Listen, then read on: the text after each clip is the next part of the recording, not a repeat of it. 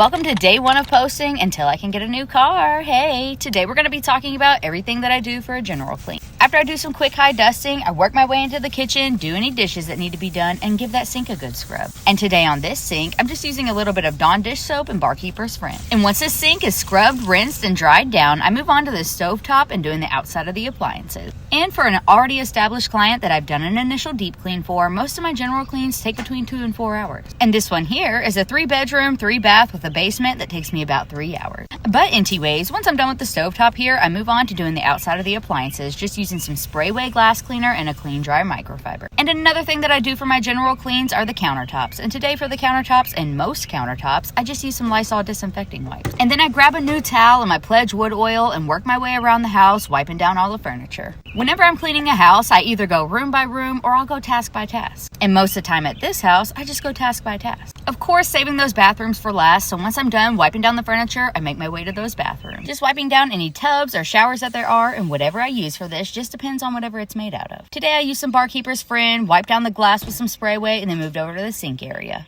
And I don't wipe down any windows for a general clean, but I will wipe down some mirrors. So after we wipe down that mirror, we move down to the sink area. And I do, of course, wipe down all the sinks and all the bathrooms, but I really just wanted to make this video to show you guys kind of how my general cleans look. And if you ever become one of my clients and have a general clean with me, you'll know what to expect. Or if you're like I was a year ago and starting your own cleaning company and trying to figure out what it should look like, this might give you a little bit of an idea. Now, of course, everybody's general or basic cleans might be a little bit different, so it's okay if yours is different than this. And it's also okay if mine is different from yours, okay?